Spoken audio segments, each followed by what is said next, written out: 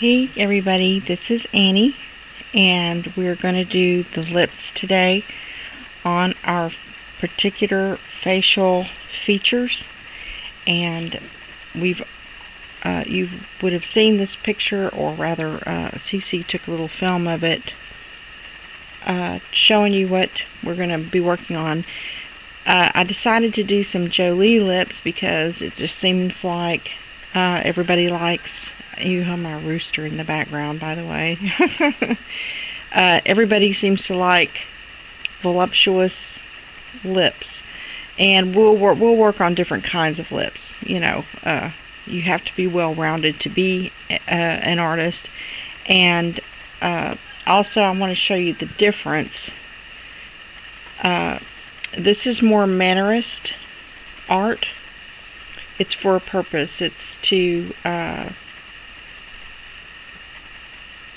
a lot of it's more than what I'm saying. I'm giving a very 101 explanation here, but it's really the type of art where you're trying to make a point by the expression.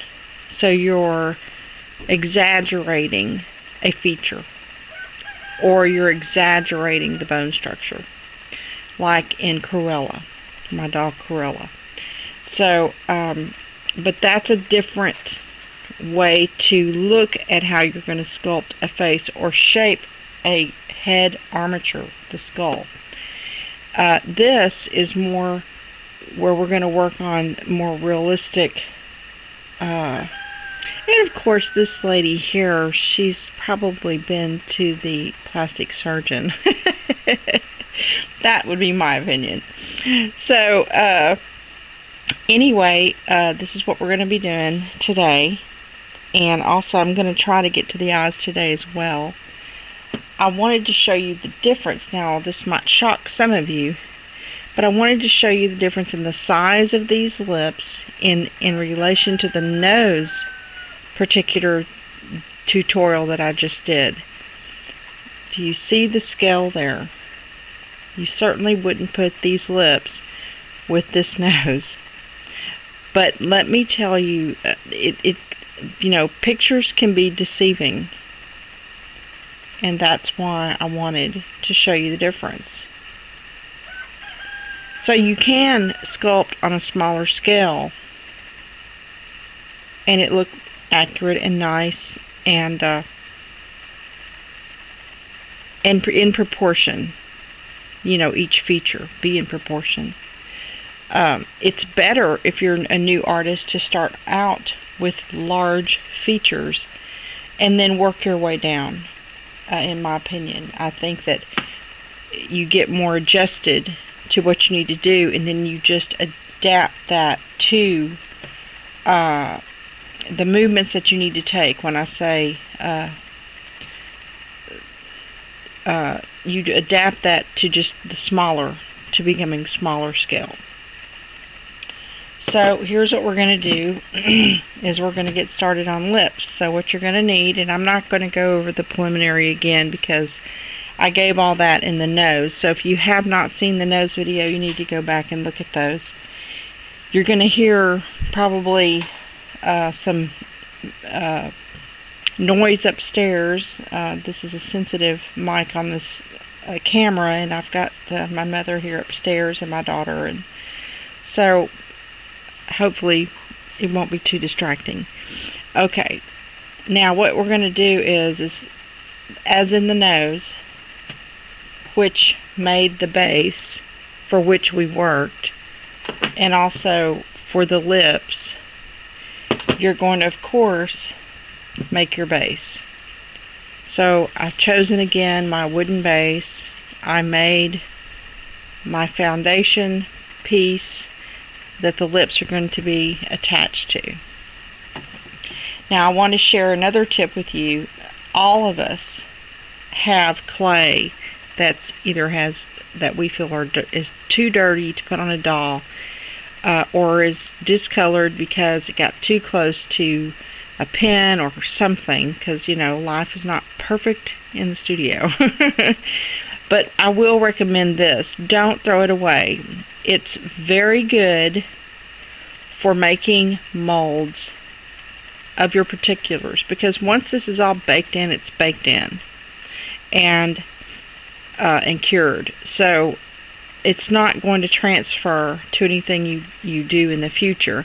So what you need to do is sculpt your particulars.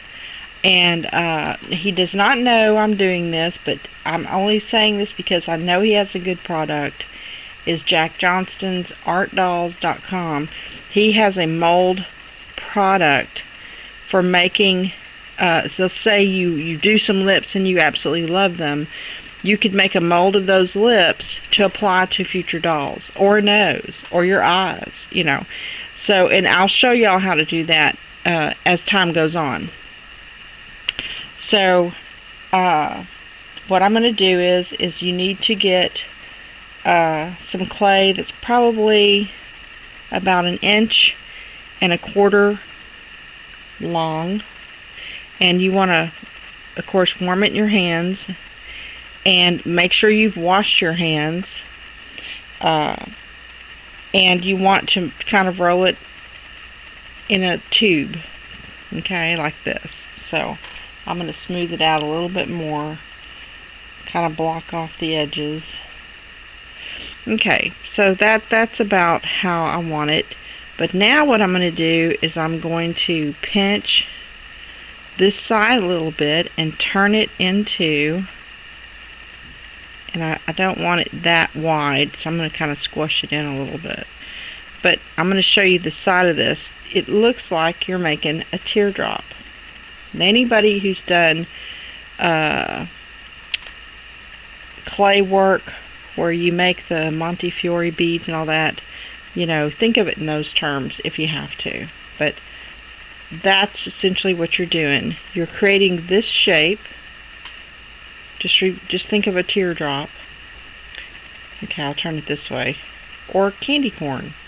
Candy corn is an excellent, because it's kind of chunky at the bottom and rounded, and then smoother at the top. So, but what you're going to do is you're going to take the thinner section and you're going to lay it on your foundation piece, your foundation clay. Now this is going to make the top of the lip. Okay, now what we're going to do is we're going to lay this down. So I'm using the same sculpting tools I used for the nose. So I'm going to choose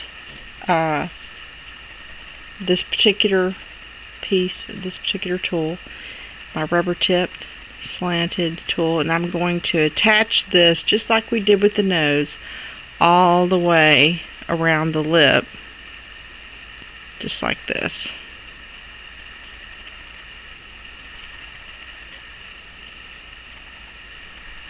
So you need to do that now. Remember, fingers work pretty good too. You're going to see spots of glitter and all that because I'm using what I would say is my used clay for these tutorials.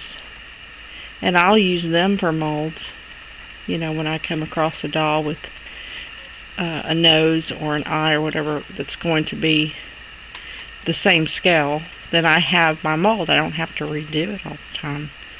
But you want to change it up. You don't want your dolls to all look the same. I mean, not really. I mean, people go, okay, well, I know that's her art, but you need to kind of change it up a little bit. It does keep an interest. Now, you see, I'm trying to round the lips a little bit, because anytime you see voluptuous lips, the tops are a little rounded. So I'm just taking my thumb and I'm not pressing, I'm just shaping. Okay, I'm not forcing it. I'm just taking my thumb and I'm rolling it and pressing. Rolling and pressing. Okay. And then look at it. Okay.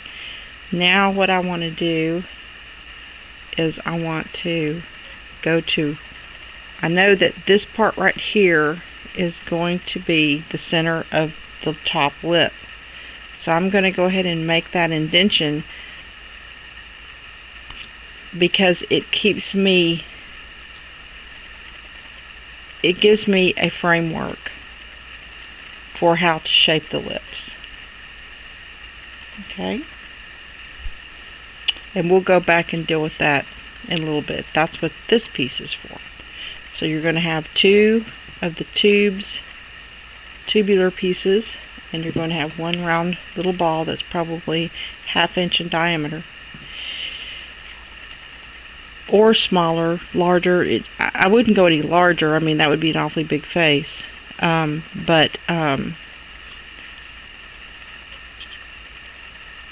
So, alright, now you want to come up in here and let me make sure. Always make sure for what you're about to do that you feel like you have the right tool to work with, because it matters.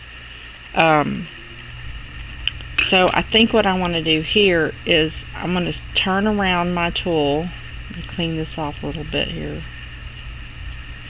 And I want to use a more pronounced rubber tool because I'm trying to get in a... Okay, now I'm going to just push here,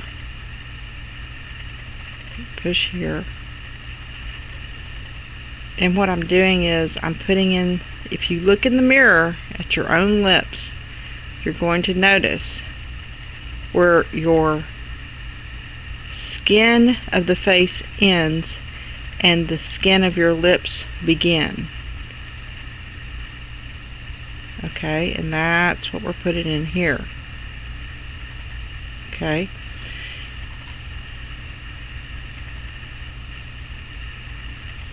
And we don't want to give her a frown, so you want to push that up for now and push this up for now, because I don't like too many frowny faces. We won't give her a frown. So we're going to turn her lips on the sides, heading upward a little bit.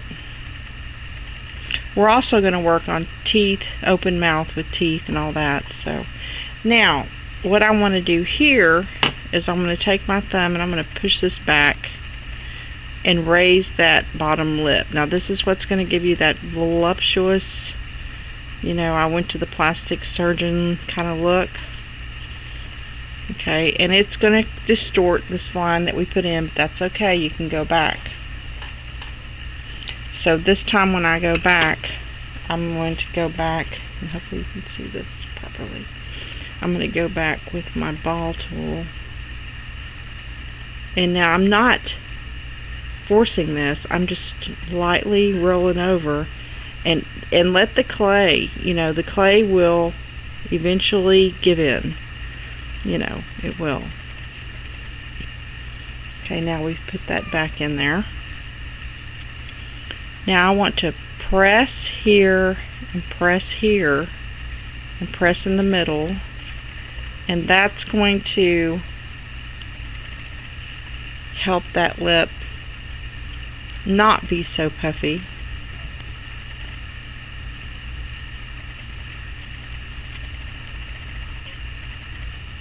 And we'll worry about the wrinkles of the lip in just a minute. But the main thing you want to do now is to get a shape that you want. I'm going to use this tool again because I see under here it's lower on one side than the other.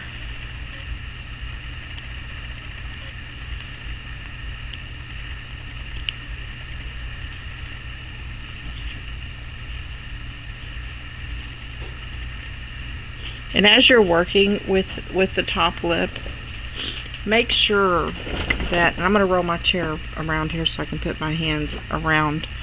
It just seems to be a little easier to work with, to show y'all. But as I am working on the lip, look at it from all angles as you're working on it. So check it out from the front, go to the side. If the light is a little less intense, it might be better. Check it out from the front.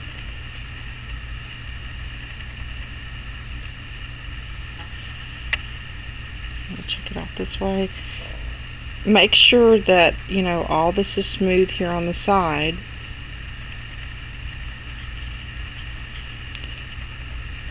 I'm going to come in here. Now, in the center of the lip, let's see here, I'm going to back this up just a little bit.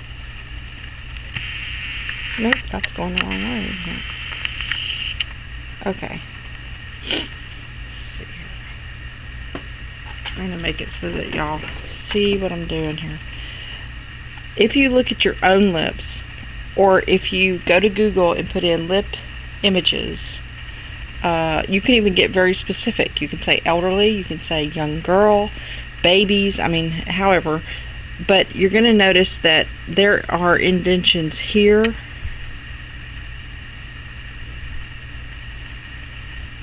however so slight, or some people are more predominant.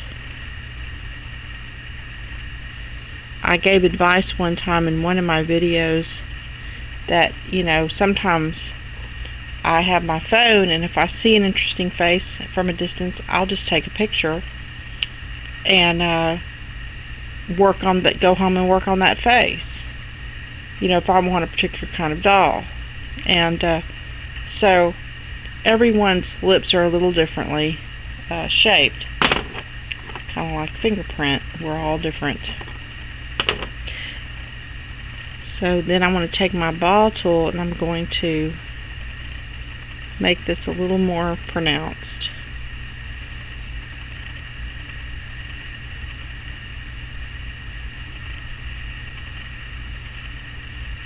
Okay, so that's where we're at right now.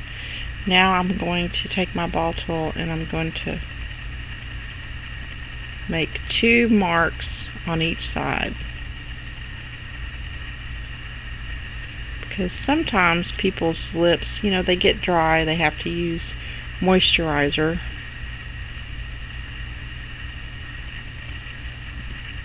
But most of the time, it's pretty small, the wrinkles in the lips. So I'm going to switch, and I'm going to use more of a small. You can even use a dental tool, which is a very good thing to do when you're working on features of the face. But this is going to put in, let's see if I can do this without that shadow. This is going to put in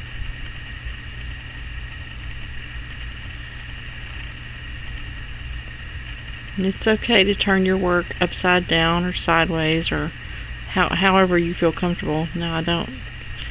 This is dirty clay, but I don't want that black spot.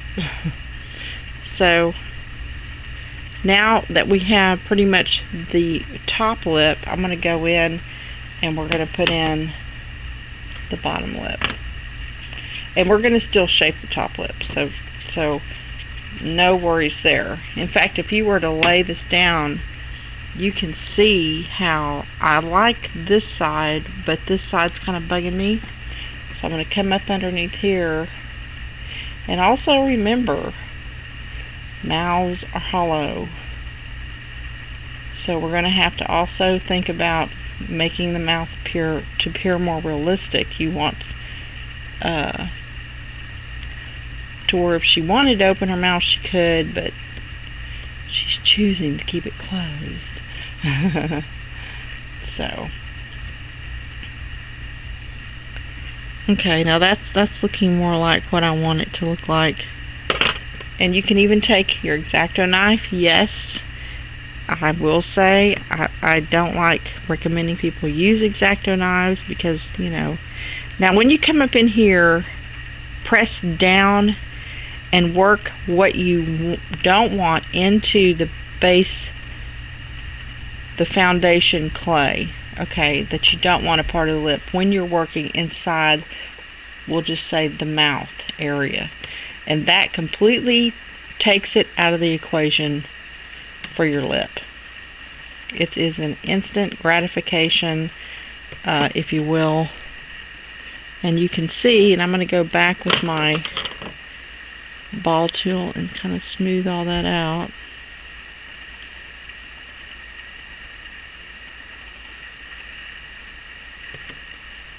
It's a work in progress. There's no doubt about it. It's not going to happen in, you know, 2 minutes. However, I have found that this is a pretty fast way to do lips. Now I want to give this side a little more openness, open mouth feeling. So I'm going to come under here and I'm going to add what clay I don't want to be a part of this lip, upper lip, into the base, like that. Now that is looking better to me than it did if I'm looking at it from this angle. Okay? So now I have warmed this in my hand. You're probably going to see sprinkles, like glitter or whatever in it, but you know, like we said, I'm using my dirty clay. So now what we're going to do is we're not going to pinch this upward like we did. We're not making a teardrop. We're just going to, and I'm hoping you see this bottom lip to be about the same size or slightly smaller, but I think I want it to be about the same size. I'm going to trim this down. So that's what X-Acto knives are for. Okay, you should always shave away from you. Although you will see that I don't always follow my advice. Now what I'm going to do is, I like the edge of this lip right here. I like where it's sitting. And I like the way the curve is because it's curving up around here. Okay, because it's becoming more like a smile. And so I'm going to push this curve up here, but I'm going to look at the width where it's falling. Now, when you have your picture of human lips or however, you know that you're not going to have it way beyond what your top lip is. It's not going to extend out here. So I'm going to just trim this off here.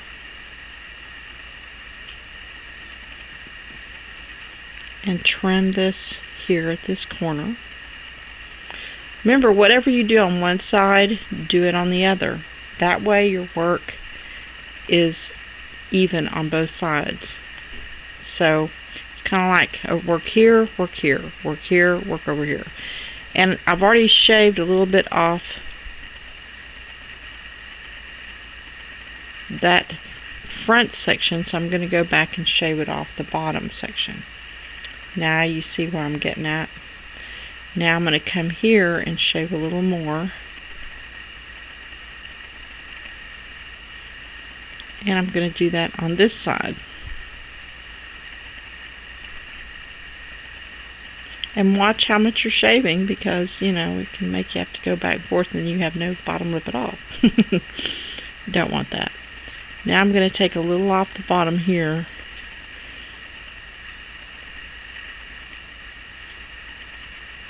And I'm going to turn my work, and I want to really reduce how much this lip is sticking out.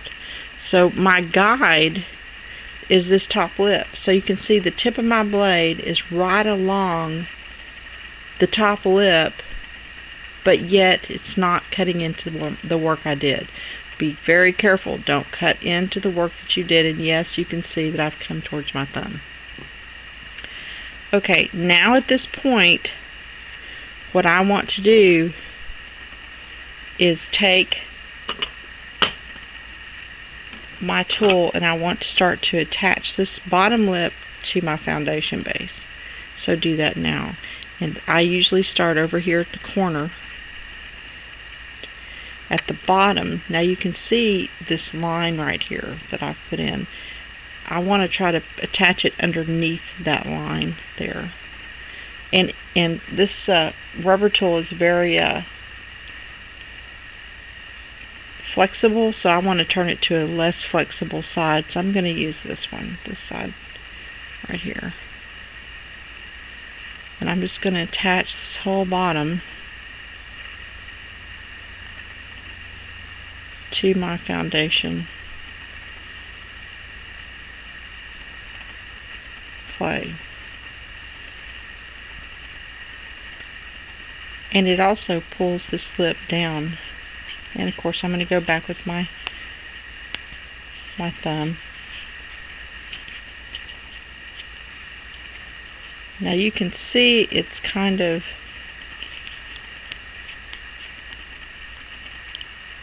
getting dry looking, but that's okay. It's because I'm working with Primo. Now if you were working with Pro Sculpt, this would not happen, because once you soften Pro Sculpt, it is pliable until you walk away from it and leave it for about 10 minutes. But while you're working with it, it doesn't. I've never had it go to that. Back to that's one reason why I like the Pro Sculpt. Okay, now pretty much have got the bottom lip in, and you can see it's not extending out beyond the top lip, which is what you want right at this point. Okay, so even bottom lips have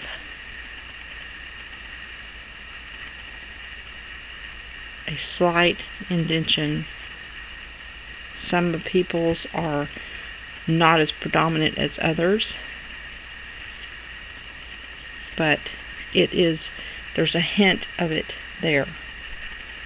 And the word hint is a very good word to use when you're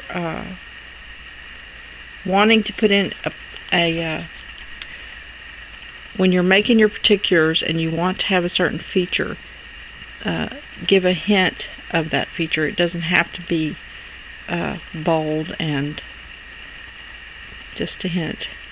Now, all bottom lips have the same, where the skin connects to the lip of the skin, you're going to have a slight line where it meets. So I'm just going to draw that line.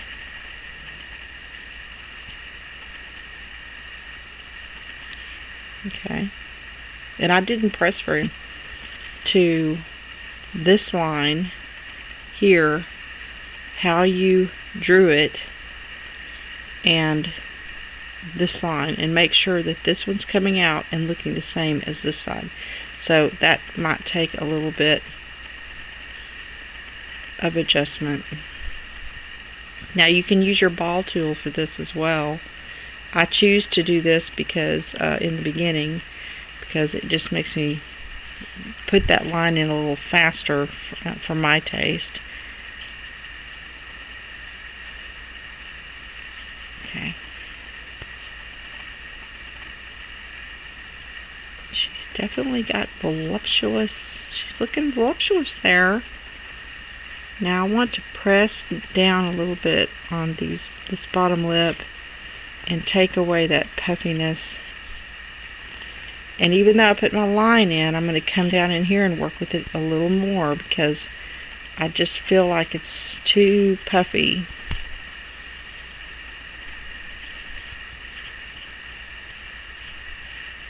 Okay.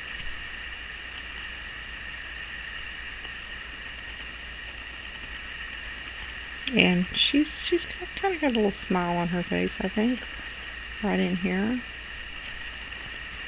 Alright, now check your side again. I know it looks like she's pooching her lips out, but you have to remember, you have not added. We're just working on the lips right now.